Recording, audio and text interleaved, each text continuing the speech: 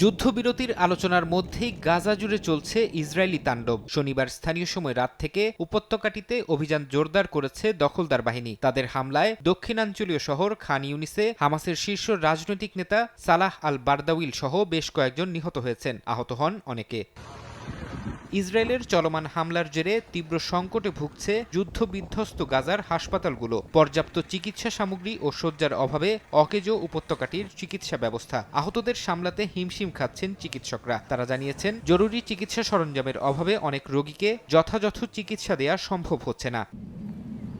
গাজার পাশাপাশি লেবাননেও তাণ্ডব চালিয়েছে ইসরায়েল। শনিবার দেশটির দক্ষিণাঞ্চলের বিভিন্ন এলাকায় নেতানিয়াহু বাহিনীর বিমান হামলায় প্রাণ গেছে শিশুসহ কয়েকজনের। ইসরায়েলের সামরিক বাহিনীর দাবি, লেবানন থেকে রকেট ছোড়ার জবাবে হিজবুল্লাহর ঘাঁটি লক্ষ্য করে এই হামলা চালানো হয়। যদিও সশস্ত্র গোষ্ঠীটির দাবি, ইসরায়েলে কোনো হামলা চালায়নি তারা।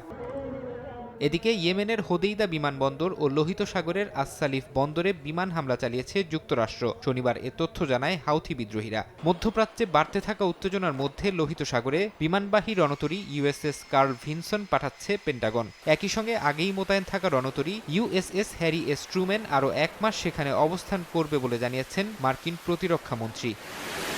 ফরহাদ চৌধুরী, সময় সংবাদ।